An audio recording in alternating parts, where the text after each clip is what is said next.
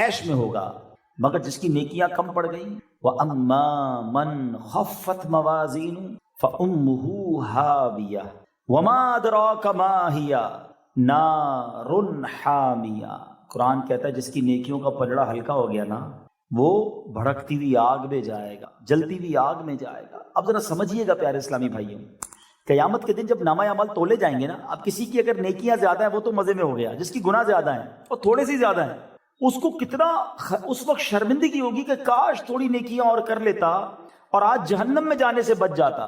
ایسا بھی ہوگا کہ کسی کی ایک نیکی کم ہوگی، کسی کا ایک گناہ زیادہ ہوگا، کوئی کسی کی قیامت کے دن مدد نہیں کرے گا۔ اب بتاؤ کتنی شرمندگی اور کتنا افسوس ہوگا کہ کچھ درود پاک، کچھ نوافل، کچھ تلاوت کر لیتا۔ تو اب اس کا مطلب یہ ہوا کہ یہ دو پلڑے ہیں، جو بھاری ہو گیا، نیکیوں کا بھاری ہو گیا تو بیڑا پار ہو جائے گا۔ اب سچ بتاؤ اپنی اپنی زندگی کے بارے میں اگر ہم سوچیں تو ہمارا تو گناہوں کا پلڑا ہی بھاری ہے، اتنے گناہ ہیں، تو کیا کریں، کیا طریقہ ہے؟ اب ذرا دوبارہ حدیث سنو۔ روایتوں کا مضمون ہے کہ ایک بار درود پڑھنے والے کے نامہ اعمال میں 10 نیکیاں لکھی جاتی ہیں اور 10 گناہ معاف کر دیے جاتے ہیں۔ اب سمجھ رہے ہو بات کو کہ یہ آپ کے میزان عمل کو بیلنس کرنے والا وظیفہ ہے۔ نیکیوں کا پلڑا بھاری کر رہا ہے، گناہوں کا پلڑا ہلکا کر رہا ہے۔ میں جتنے درود پڑھتا جاؤں گا گناہ کم ہوتے جائیں گے اور نیکیاں بڑھتی چلی جائیں گی۔ اب مجھ جیسے گناہ گار کو تو کتنے درود پڑھنے چاہیے؟ ہم خود سوچیں نا کہ یار اتنے گناہ کر لیے، قیامت کے دن اگر یہ اعمال تولے گئے تو مارا جاؤں گا۔ تو دیر از اے وے، راستہ دے دیا نبی پاک علیہ الصلوۃ والسلام نے کہ درود پاک پڑھتے رہو، تمہاری نیکیوں کا پلڑا بھاری ہوتا جائے گا، گناہوں کا پلڑا ہلکا ہوتا چلا جائے گا۔ تو آئیے میں بھی نیت کروں اور آپ بھی نیت کریں کہ انشاءاللہ کثرت کے ساتھ درود پاک پڑھیں گے۔ آئیے محبت کے ساتھ با آواز بلند درود پاک پڑھ لیجئے۔ صلو علی الحبیب صلی اللہ تعالی علی محمد صلی اللہ علیہ وسلم۔ اللہ کے ولی کے دربار میں بیٹھے ہیں تو آئیے کچھ اولیاء کرام کی باتیں ہی سنتے ہیں۔ اولیاء کرام کی شان بڑی نرالی ہے۔ اللہ کا ایک خاص انعام ہے یہ اولیاء اللہ، اللہ کا ایک خاص انعام ہے یہ اولیاء اللہ۔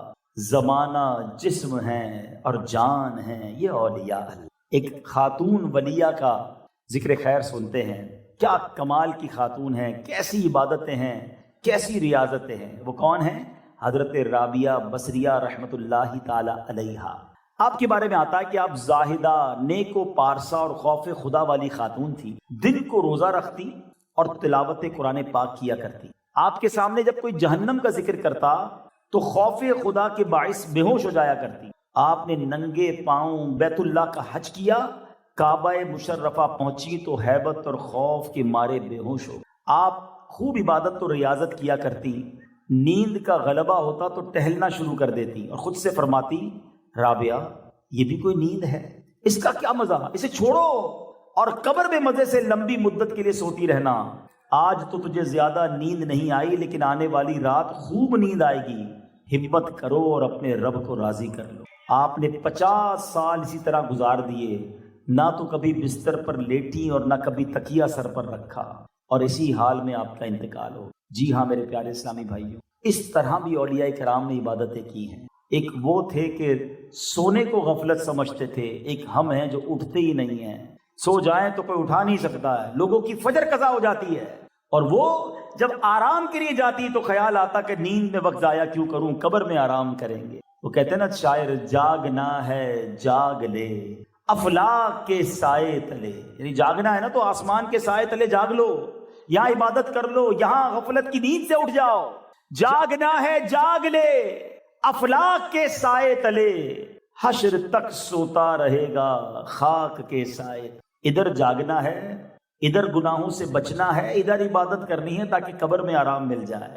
آپ کو معلوم ہے ایک بزرگ بڑی پیاری بات فرماتے تھے، زمین کے اوپر کام اور زمین کے اندر آرام۔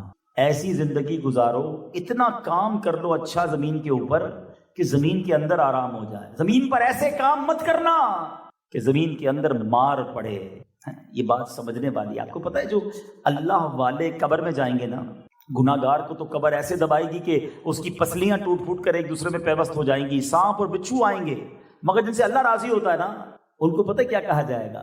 نم کا نومت العروس، سو جا کہ جیسے دلہن سوتی ہے۔ ایسے بھی لوگ ہوں گے جن کو قبر میں باقاعدہ آرام ملے گا۔ ہم اللہ سے دعا کرتے ہیں کہ ہماری قبر کیڑوں والی نہیں بلکہ رحمتوں کی کھڑکی والی بنا دے، ہمیں جہنمی کفن نہیں جنتی کفن کا بستر مل جائے اور ہم قیامت تک چین کی نیند سوتے رہیں، نبی پاک کے جلووں میں گم رہے۔ حضرت رابعہ بصریہ کی کیا شاندار باتیں ہیں۔ ایک بار آپ کے گھر میں ایک چور آ گیا، اچھا آپ تھیں بڑی نیک پارسا، آپ کے پاس کوئی سامان ہی نہیں تھا، چور آ کے حیران ہو گیا کہ گھر میں چوری کیا کروں، ایک لوٹے کے سوا کوئی چیز ہی نہیں تھی پورے گھر میں۔ اس کمرے میں گیا، ادھر گیا، بہت تلاش کیا، کچھ بھی نہیں ملا۔ اب جب دیکھا کچھ نہیں ہے تو باہر نکلنے کا ارادہ کیا۔ حضرت رابعہ بصریہ نے اسے دیکھ لیا۔ آپ نے فرمایا کہ اگر تم چالاک اور ہوشیار چور ہونا تو کوئی چیز لیے بغیر نہیں جاؤ گے۔ اس نے کہا مجھے تو کچھ مل ہی نہیں رہا تو میں کیا لے کر جاؤں؟ تو آپ نے فرمایا کچھ نہ کچھ تو تم لے کر جاؤ گے، ایسا کرو جو لوٹا تمہیں نظر آئے نا اس سے وضو کرو اور کمرے میں داخل ہو جاؤ، 2 رکعت نماز ادا کرو، کچھ نہ کچھ تم لے کر جاؤ گے۔ اب چور نے کہا کچھ تو مل نہیں رہا، چلو جو یہ کہتی ہیں وہی کر لیتا ہوں۔ لوٹا اٹھایا، وضو کیا، کمرے میں گیا اور نماز کے لیے کھڑا ہو گیا۔ یہ نماز کے لیے کھڑا ہوا، بی بی رابعہ بصریہ نے اللہ کی بارگاہ میں ہاتھ اٹھا لیے، کہا یا اللہ یہ میرے پاس آیا، اس کو ملا کچھ نہیں، میں نے تیری بارگاہ میں کھڑا کر دیا ہے، اللہ تو فضل و کرم سے محروم نہ کرنا، تو اسے خالی نہ لوٹانا۔ جب وہ نماز سے فارغ ہوا تو اس کو اتنا مزہ آیا، عبادت کی ایسی لذت مل گئی، وہ رات کے آخری حصے تک نماز ہی پڑھتا رہ گیا، نفل پڑھتا رہا۔ اب جب صبح کا وقت قریب آیا تو بی بی رابعہ بصریہ اس چور کے پاس گئی کہ کر کیا رہا ہے؟ تو وہ سجدے کے اندر اپنے آپ کو ہی ڈانٹ رہا ہے، اپنے نفس کو ڈانٹ رہا ہے، یعنی اس مرتبے پر پہنچ گیا کہ اپنا احتساب کرنا شروع کر دیا کہ اے نفس، کہ میرا رب کریم جب تجھ سے پوچھے گا کیا تجھے حیا نہ آئی کہ تو میری نافرمانی کرتا رہا، میری مخلوق سے گناہ چھپاتا رہا، اب گناہوں کی گٹھڑی لے کر میری بارگاہ میں آیا ہے، جب وہ مجھ پر غضب کرے گا اور اپنی بارگاہ رحمت سے دور کر دے گا تو میں کیا جواب دوں گا؟ آپ نے اس سے جب وہ نماز سے فارغ ہوا تو بی بی رابعہ نے پوچھا بتاؤ رات کیسی گزری؟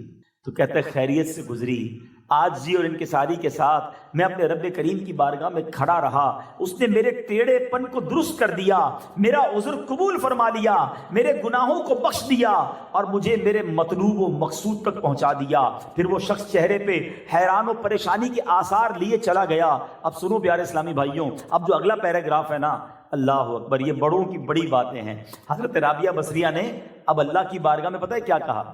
پھر ہاتھ اٹھائے کہ یا اللہ یہ شخص تیری بارگاہ میں ایک گھڑی کھڑا ہوا، تو نے اسے قبول کر لیا، میں تو کب سے تیری بارگاہ میں کھڑی ہوں، کیا تو نے مجھے بھی قبول کیا یا نہیں؟ یا اللہ میں بھی تو تیری بندی ہوں۔ یعنی یہ نہیں کہ اپنا کمال سمجھا، آپ کہیے مولا اس کو تو نے قبول کر لیا، میں تو بہت عرصے سے تیری عبادت کر رہی ہوں، مولا مجھے بھی تو قبول فرما لے۔ اب غیب سے آواز آئی، اے رابعہ ہم نے اسے تیری وجہ سے ہی قبول کیا ہے، تیری وجہ سے ہی اپنا قرب عطا فرمایا ہے۔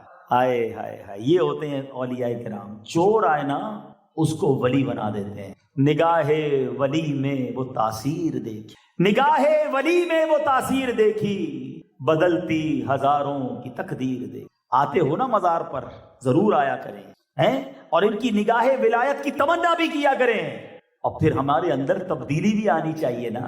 مزارات پہ برسوں سے آ رہے ہیں مگر نمازی نہ بن سکے، مزارات پہ برسوں سے آ رہے ہیں مگر جھوٹ نہیں چھوٹا، بچپن سے مزارات پر حاضری دے رہے ہیں مگر حرام روزی جاری ہے، مزارات اولیاء پر بھی آ رہے ہیں، اور معاذ اللہ اگر کسی کی نشے کی عادت بھی نہیں جا رہی تو اس کا مطلب کیا ہوا؟ اس کا مطلب تو یہ ہوا کہ میرے دل کی دنیا ہی ٹھیک نہیں ہے نا۔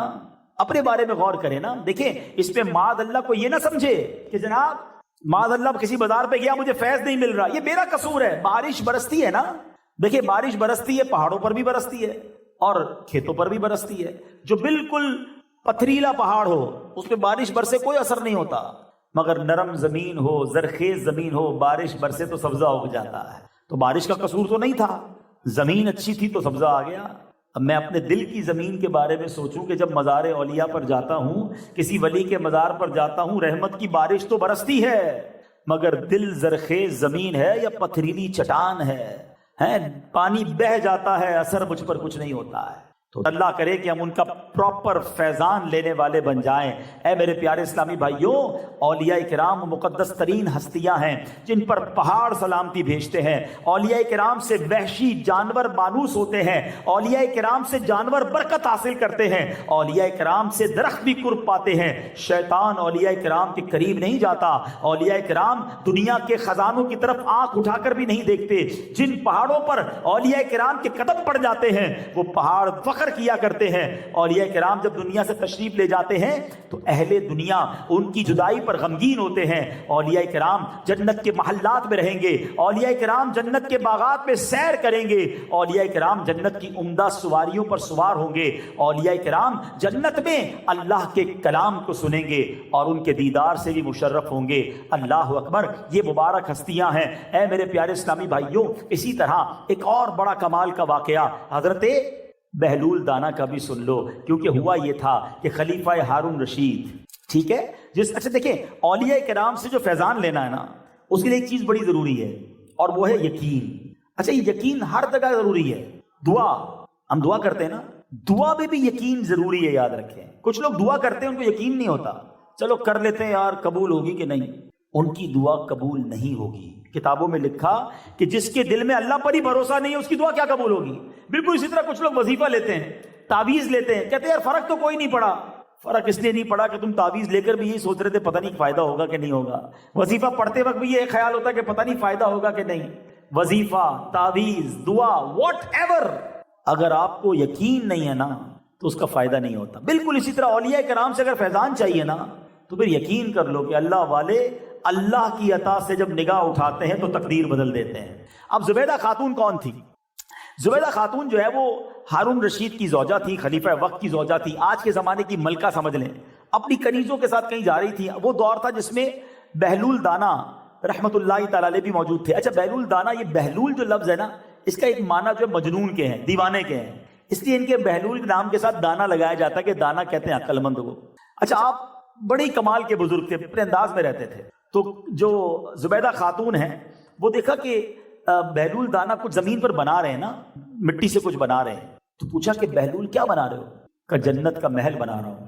زبیدہ خاتون نے سوال کیا کیا جنت کا یہ محل مجھے فروخت کریں گے، مجھے بیچیں گے؟ ارشاد فرمایا ضرور بیچوں گا۔ زبیدہ خاتون نے کہا حضور پھر اس کی قیمت کیا ہے؟ تو کہا 1 درہم۔ اب 1 درہم کی کوئی ویلیو نہیں، ویسے ہی ملکہ ہے۔ ان کو یقین تھا یہ اللہ کے ولی ہیں، 1 درہم نکال کے دے دیا۔ حضرت بہلول دانا نے ایک لکڑی اٹھائی اور ایک چھوٹے سے گھر کے گرد جو مٹی سے بنا ہوا تھا لکیر کھینچی اور کہا کہ میں نے جنت کا یہ محل 1 درہم کے بدلے زبیدہ خاتون کے ہاتھوں بیچ دیا ہے۔ یہ سنتے ہی زبیدہ خاتون تو بہت خوش ہوئی۔ اب گھر آ گئیں، رات آپ لیٹ گئیں اور ابھی تہجد وغیرہ پڑھنے کے بعد جیسے ہی لیٹی تھی عبادت کرنے کے بعد تو آپ کے شوہر آ گئے اور آپ کو جگایا اور کہا کہ بڑا عجیب معاملہ ہوا آج میرے ساتھ۔ کا کیا معاملہ ہوا؟ کہا جب میں آج نماز تہجد ادا کرنے کے بعد لیٹا ہوں تو مجھے خواب میں نے دیکھا کہ میں جنت کے باغات کی سیر کر رہا ہوں۔ سیر کرتے کرتے میں نے ایک محل دیکھا جس کے باہر تمہارا نام لکھا ہوا تھا، زبیدہ خاتون لکھا ہوا تھا۔ تو ہارون رشید کہتے ہیں میں اندر جانے لگا، مجھے روک دیا گیا۔ کہا یہ میری زوجہ ہی ہے۔ کہا نہیں، یہ محل ان کا ہے، تم نہیں جا سکتے۔ تو بتاؤ تو صحیح، تم نے کیا عمل کر لیا کہ تمہیں محل مل گیا مجھے نہیں ملا؟ کہ مجھے تو یہ نہیں پتا، آج میں گزر رہی تھی، اس زمانے کے ولی حضرت بہلول دانا کچھ مٹی سے بنا رہے تھے، میں نے پوچھا کیا بنا رہے ہو؟ انہوں نے کہا جنت کا گھر بنا رہا ہوں۔ کہا کتنے کا دیں گے؟ کہا 1 درہم کا۔ میں نے 1 درہم دے دیا اور انہوں نے کہا میں نے اللہ کی رضا کے لیے تمہیں یہ بیچ دیا۔ اللہ اکبر۔ ہارون رشید نے کہا چلو ابھی چلتے ہیں، مجھے بھی گھر چاہیے۔ اب اپنی سواری نکالی بادشاہ نے، ڈھونڈتے ڈھونڈتے بہلول دانا کے پاس پہنچے، پھر مٹی کے گھر بن رہے ہیں۔ حضرت ہارون رشید کو تسلی ہوئی کہ آج بھی وہی کام ہو رہا ہے، آج بھی کرم ہو جائے گا۔ قریب جاتے ہیں، کہتے ہیں اے بہلول کیا کر رہے ہو؟ کہا جنت میں گھر بنا رہا ہوں۔ کیا مجھے دیں گے؟ بیچو گے؟ کہاں، فروخت کروں گا، بیچوں گا۔ کیا قیمت لوگے؟ بہلول دانا کہتے ہیں پوری سلطنت دینی پڑے گی۔ کہا حضرت کل میری زوجہ آئی تھی، آپ نے 1 درہم میں دیا، آج پوری سلطنت مانگ رہے ہیں۔ آئے ہائے، سنو اللہ والوں کی نگاہ کیسی ہوتی ہے۔ فرمایا تمہاری زوجہ بن دیکھے لے کر گئی تھی، تم آج دیکھ کر لینے آئے ہو ہیں، تم نے دیکھ لیا ہے وہ جنت کا محل، اب پوری سلطنت دینی پڑے گی۔ اب ہارون رشید کہتے سلطنت آپ کو دی حضور، سلطنت آپ پوری لے لیں، آج مجھے جنت کا گھر ضرور دے دیں۔ اللہ والوں کو دنیا کا مال نہیں چاہیے ہوتا۔ بہلول دانا کہتے میں نے سلطنت کا کیا کرنا ہے، سلطنت بھی تمہیں دی اور جنت کا گھر بھی تمہیں دے دیا۔ نگاہ ولی میں وہ تاثیر دیکھی، بدلتی ہزاروں کی تقدیر دیکھی۔ زبیدہ خاتون کو کیوں ملا؟ یقین تھا کہ یہ اللہ کے نیک بندے ہیں، یہ ولی ہیں، ان کی زبان سے نکل گیا تو رب پورا فرما دے گا۔ اور اے میرے پیارے اسلامی بھائیوں، اب ہو سکتا ہے شیطان کسی کے دل میں یہ بات ڈالے کہ یار ایک آدمی مٹی کے گھر بنائے اور جنت کا گھر کی گارنٹی کیسے دے سکتا ہے؟ اب آؤ میں آپ کو حدیث سے ثابت کرتا ہوں کہ اللہ والوں کی شان کیا ہوتی ہے۔ اب سنو، میرے آقا علیہ الصلوۃ والسلام فرماتے ہیں، اہل جنت گرد آلود چہرے، بکھرے بالوں والے، پھٹے پرانے کپڑوں والے ہیں، جن کی کوئی پرواہ نہیں کی جاتی۔ اللہ اکبر! آج ہمارے گرد بھی ایسے لوگ ہوتے ہیں کہ جناب جن کی کوئی پرواہ نہیں کرتا، جن کے بال پراگندہ ہوتے ہیں، جن کے کپڑے ایسے نہیں ہوتے جن کو ہم قریب بٹھائیں۔ نبی پاک علیہ الصلوۃ والسلام فرماتے ہیں کہ اہل جنت کیسے ہوتے ہیں؟ فرمایا اہل جنت گرد آلود، بکھرے بالوں والے، پھٹے پرانے کپڑوں والے ہیں، جن کی کوئی پرواہ نہیں کی جاتی۔ یہ وہ لوگ ہیں اگر بادشاہوں کے پاس جانا چاہیں تو انہیں اجازت نہ ملے، عورتوں کو نکاح کا پیغام دے تو کوئی نکاح نہ کرے، جب یہ بات کریں تو ان کی بات نہ سنی جائے، ان کی ضروریات ان کے سینوں میں مچل رہی ہوتی ہیں۔ یہ ایسے جنتی ہیں کہ بروز قیامت ان میں سے ایک کا بھی نور تمام لوگوں پر تقسیم کر دیا جائے تو تمام کو پورا ہو جائے گا، اتنا نور ہوگا ان کے پاس۔ آقا فرماتے ایک اور جگہ کہ بہت سے پراگندہ بال، بکھرے بالوں والے، دروازوں سے نکالے ہوئے، اگر اللہ پاک کی قسم کھا لیں تو وہ اسے پوری فرما دیتا ہے۔ اب ذرا غور کرو، بات سمجھ آ گئی؟ زبان سے نکل گیا نا، اللہ کی بارگاہ میں قسم اٹھا لی۔ بیلول دانا نے کیا کہا؟ میں نے گھر دیا۔ ارے اللہ نے وہ بات پوری کر دی۔ تو حدیث سے ثابت ہے کہ کچھ لوگ اس لیول پر پہنچ جاتے ہیں۔ اب یہاں سیکھنے کا کیا ہے؟ دو باتیں۔ اب جب یہ بکھرے بالوں والوں کی بات کرتا ہوں نا، پھٹے پرانے کپڑے، تو آج کل ایک اور طبقہ نکلا ہوا ہے جو پرانے میلے کپڑے پہنے گا، وہ لمبے لمبے بال ہوں گے، انگلیاں کم اور انگوٹھیاں زیادہ، گلا ایک اور مالائیں بہت ساری، اور بنا ہوا ہے بابا۔ اور ہمارے لوگ جناب اس کے آگے پیچھے گھوم رہے کہ بابا کوئی نمبر بتا دو بانڈ کا۔ اللہ کے بندوں، اگر کوئی جینے کی تمنا ہے تو پہچان پیدا کر۔ پہلے ایک بات سمجھ لیجئے، اللہ کا کوئی ولی فاسق نہیں ہو سکتا۔ ہاں، یہ شریعت کا قانون یاد کر لو، اللہ اسے ہی ولی بناتا ہے جو متقی ہوتا ہے، شریعت پر عمل کرنے والا ہوتا ہے۔ کوئی گناہ گار فاسق اللہ کا، دیکھیں ولی ہوتا کیا ہے پہلے یہ سمجھو، ولی اللہ کا دوست ہوتا ہے۔ کیا اللہ اپنی نافرمانی کرنے والے کو دوست بنائے گا؟ اللہ متقی، پرہیزگار، عبادت گزار کو اپنا ولی بناتا ہے۔ تو لوگ کہتے ہیں بھائی ہمارے پیر صاحب ایسے، بابا نماز ادھر نہیں پڑھتے، مدینے میں پڑھتے ہیں، صبح فجر کی نماز مدینے میں پڑھتے ہیں، ظہر بغداد میں پڑھتے ہیں۔ تو ان کو بولو دوپہر کا کھانا بھی ادھر کھایا کریں نا، کھانا تو ہمارے سامنے کھا رہے ہوتے ہیں۔ تو اب پاگل ہیں لوگ، ان کے پیچھے گھوم رہے ہوتے ہیں۔ تو یہ حدیث کا کوئی قطعی یہ معنی نہیں ہے کہ جناب جس کے کپڑے میلے تو جناب لمبے بال اور وہ ناخن بڑے ہوئے اور شریعت پر عمل نہیں اور اس کے پیچھے گھوم رہے، نہیں۔ اس سے مراد یہ کہ وہ عام طرح کے لوگ ہوں گے۔ ہمیں دیکھیں کوئی جبہ کبا ضروری نہیں ہے ولایت کے لیے۔ اور اس حدیث سے ایک اور بات سمجھنی ہے کہ ہمیں ہر بندے سے محبت سے بات کرنی ہے۔ اللہ کریم نے اپنے اولیاء کو بندوں میں چھپا کر رکھا ہے۔ ہاں، اس سے سمجھ لو بات کو۔ ہمیں نہیں پتا، یہ ماشاءاللہ اتنا بڑا مجمع ہے، ہو سکتا ہے یہاں بھی کچھ اولیاء کرام موجود ہوں، بلکہ یہاں تک کتابوں میں لکھا کہ ولی کو خود بھی نہیں پتا ہوتا کہ میں اللہ کا ولی بن چکا ہوں۔ یہ اللہ کی مرضی ہے، کسی پر آشکار کر دے، کسی کو پتہ ہی نہ چلے اور اس کا درجہ اللہ کی بارگاہ میں بہت بڑا ہو۔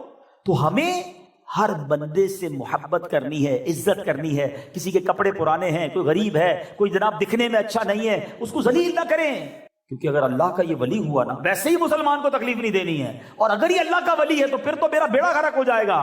کیونکہ احادیث میں یہ بھی مضمون ملتا ہے کہ جس نے کسی اللہ کے ولی سے بغض کیا، دشمنی کی، تو اللہ اس سے اعلان جنگ فرماتا ہے، اور جس سے رب جنگ کرے وہ تو بربادی ہونا ہے نا۔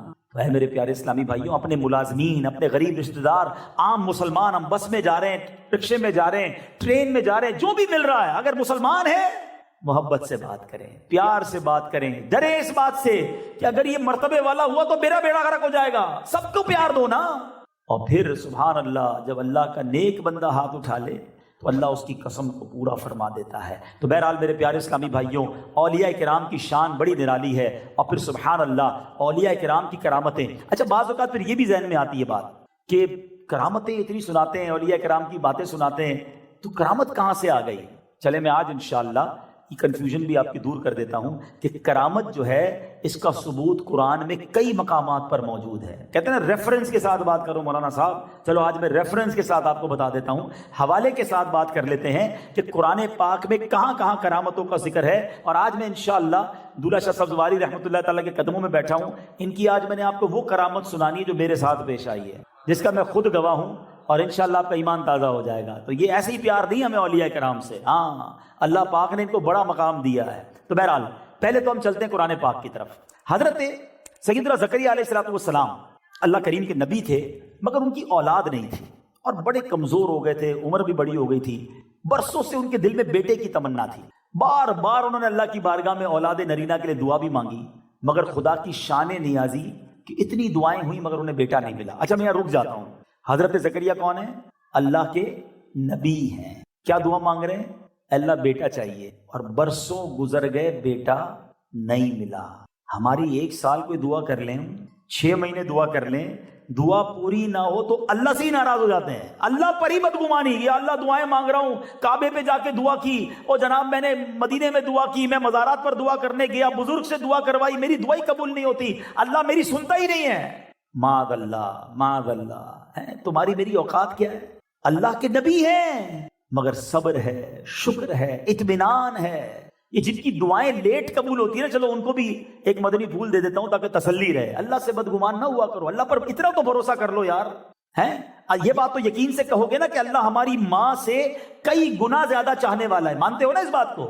ایسا ہی ہے نا, ہمارے ماں باپ سے زیادہ محبت کرنے والا ہمارا رب ہے, بلکہ ہمارے ماں باپ کو دینے والا بھی ہمارا رب ہے. لیکن آج اگر ہم اپنے بہت سارے ہمارے بچوں کی خواہشیں ہوتی ہیں جو ہم پوری نہیں کرتے ہیں. بچے کو بخار ہو تو اس کو آئس کریم نہیں کھلاتے, بچہ رات کو باہر جانے کی بات کرے, میں پتہ ہے حالات ٹھیک نہیں جانے دیتے, بچہ ایسی چیز مانگے جو میں پتہ ہے اس سے بگڑ جائے گا, ہم نہیں دیتے, ہم منع کر دیتے ہیں. کیوں منع کرتے ہیں؟ بچہ رو رہا ہوتا ہے تو ہم کیا کہتے ہیں, یار بچے کو نہیں پتا, مجھے پتا ہے اس کو کب کیا دینا ہے, یہ دوں گا تو خراب ہو جائے گا, بیمار ہو جائے گا, بگڑ جائے گا. ایسا ہی ہے نا, تمہیں باپ ہو کر پتا ہے بچے کو کب کیا دینا ہے, میرے مالک کو نہیں پتا مجھے کب کیا دینا ہے. اتنا تو بھروسہ کر لو کہ وہ رب نہیں دے رہا, یہی بہتر ہوگا نا میرے لیے. میں دعا کر رہا ہوں, میں رو رہا ہوں, مجھے وہ نہیں دے رہا, تو یہ اطمینان ہو کہ اللہ تو نہیں دے رہا, تو یہی میرے لیے بہتر ہے, میں راضی ہوں تیری رضا پر. حضرت زکریا نبی ہیں, دعا کر رہے ہیں, گر گڑا رہے ہیں, بیٹا نہیں مل رہا. اب دیکھو کیا ہوا, جب انہوں نے حضرت مریم کی محراب میں گئے, وہ حضرت مریم عبادت کرتے. حضرت مریم کون ہے؟ حضرت عیسیٰ کی والدہ علیہ السلام. نبی نہیں ہے, عورت تو نبی ہو نہیں سکتی, اس کا مطلب آپ ولیہ ہیں.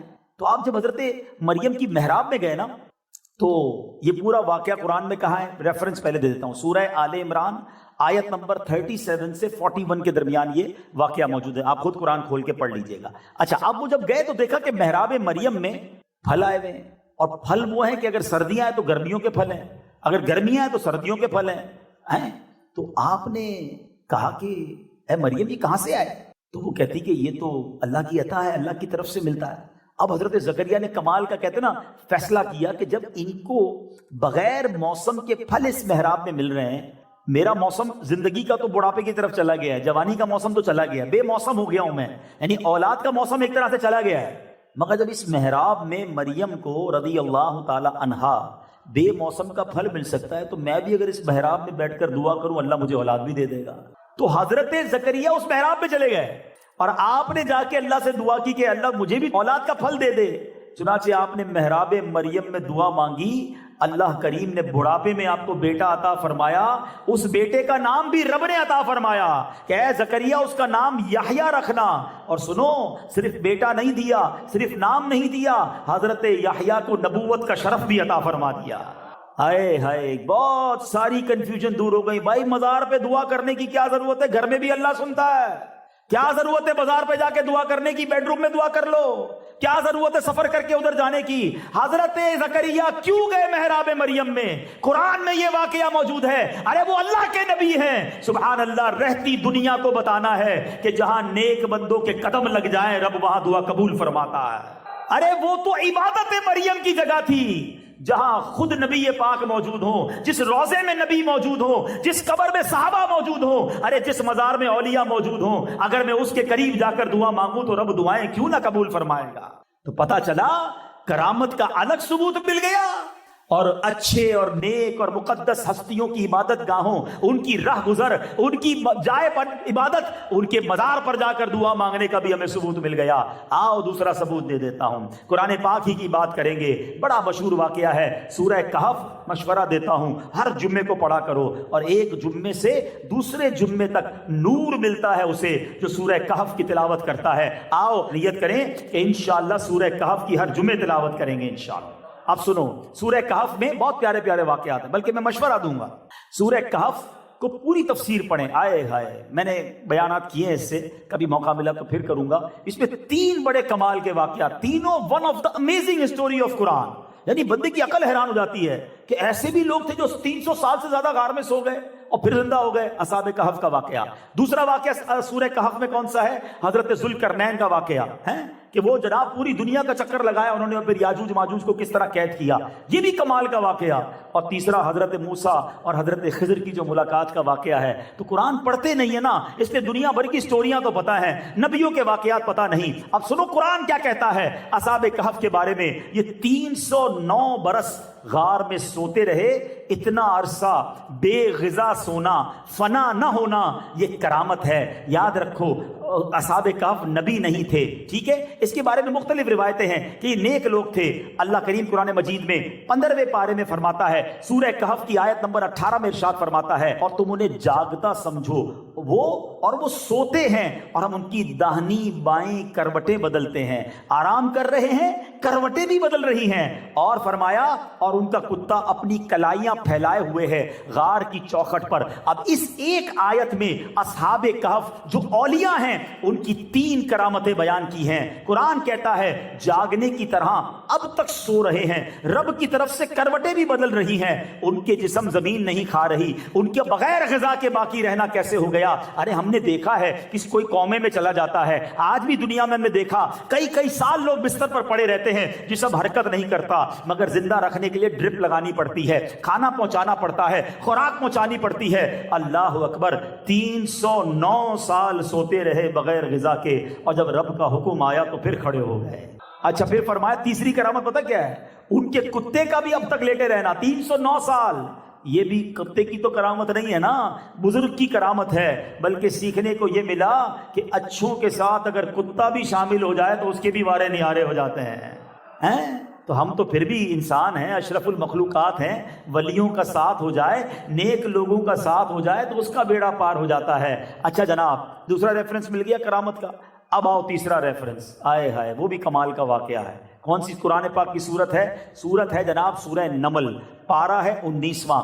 واقعہ ہے حضرت سلیمان علیہ السلام کا۔ قرآن کیا کہتا ہے؟ حضرت سلیمان علیہ السلام کی تمنا یہ تھی کہ ملکہ بلقیس میرے پاس آ رہی ہیں، ملک سبا سے آ رہی ہیں، کوئی ہو جو ان کے آنے سے پہلے مجھے ان کا تخت پہنچا دے۔ وہ تخت اس اسٹیج جتنا نہیں تھا، کئی گز لمبا، کئی گز چوڑا، اور یہاں سے اٹھا کر اس کونے پر نہیں لانا تھا، ایک ملک سے دوسرے ملک پہنچانا تھا۔ ارے اب آج ہمارے پاس بڑی فیسلٹیز آ گئی ہیں، فیکس کا پیپر ڈالو، امریکہ سے ڈالو، کراچی میں نکلتا ہے، ای میل کرو پہنچ جاتی ہے۔ مگر ابھی تک سائنس نے اتنی ترقی نہیں کی کہ کوئی سامان مشین میں ڈالو تو ادھر نکلتا ہے۔ مگر حضرت سلیمان نے ایک کمال کی تمنا کا اظہار کیا۔ آپ فرماتے قال یا ایھا الملأ ایکم یاتینی بعرشها قبل ان یاتونی مسلمین۔ سلیمان نے فرمایا اے درباریوں تم میں کون ہے جو ان کے میرے پاس فرما بردار ہو کر آنے سے پہلے اس کا تخت میرے پاس لے آئے۔ حضرت سلیمان علیہ السلام نے جب دیکھا کہ ملکہ بلقیس بس 3 میل دور رہ گئی ہیں تو آپ نے کہا درباریوں کوئی ہے جو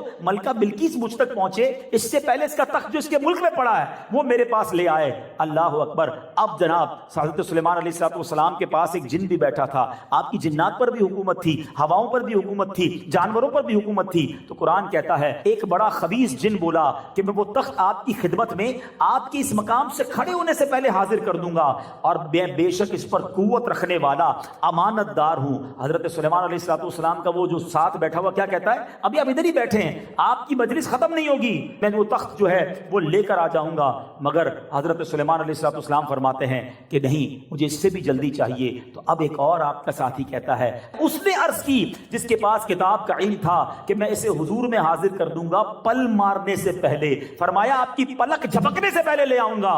فلما رآہ مستقرا عنده قال هذا من فضل ربی۔ ابھی یہ بات ہو رہی ہے، پلک جھپک جھپکنے سے پہلے کی بات کی تھی نا، اب وہ تخت آپ کے سامنے آ گیا۔ حضرت سلیمان کیا کہتے ہیں؟ یہ میرے رب کا فضل ہے۔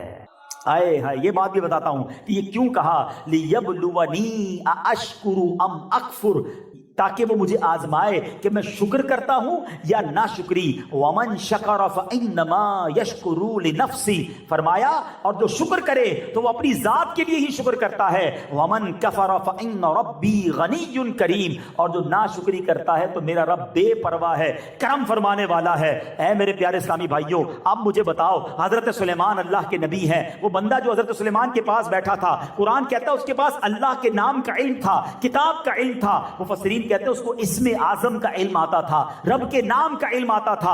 آصف بن برخیہ اس کا نام تھا رحمت اللہ تعالی علیہ، وہ حضرت سلیمان کے امتی تھے، گویا ان کی امت کے ولی تھے۔ انہوں نے کہا حضرت آپ حکم کریں، آپ کی پلک جھپکنے سے پہلے وہ تخت آپ کے سامنے ہوگا، اور ایسا ہی ہوا، تخت آپ کے سامنے آ گیا۔ اب میں آپ سے پوچھتا ہوں، قرآن کہتا ہے حضرت سلیمان کا امتی پلک جھپکنے سے پہلے ایک ملک سے تخت اٹھا کر ادھر لا سکتا ہے۔ ارے یہ کرامت قرآن میں بیان ہو رہی ہے، تو میں تو حضرت سلیمان کے آقا جناب رسول اللہ صلی اللہ تعالی علیہ وسلم کے امتی کی بات کر رہا ہوں۔ ارے آصف بن برخیہ کرامت دکھائیں تو قرآن میں موجود ہے، میرے نبی کے امتی غوث پاک کرامت دکھائیں تو اعتراض کیوں بنتا ہے؟ میرے آقا سب سے بڑے آقا ہے نا، سارے نبیوں کے سردار، اور قرآن کہتا ہے کنتم خیر امت، تم بہترین امت ہو، ساری امتوں سے بہتر امت اس امت کو قرار دیا۔ تو اگر پچھلی امتوں کے اولیاء کرامت دکھائیں کسی کو کوئی ٹینشن نہیں، اگر آج ہم کسی ولی کی کرامت سناتے ہیں تو کہتے ہیں یہ کدھر سے لے کر آ گئے، لگتا ہے قرآن پڑھا نہیں ہے۔ ارے باقی نبیوں کے امتی کرامت دکھا سکتے ہیں تو میرے آقا کے امتی، میرے آقا کے اولیاء بدرجہ اولیٰ کرامت دکھا سکتے ہیں، اور ہم کو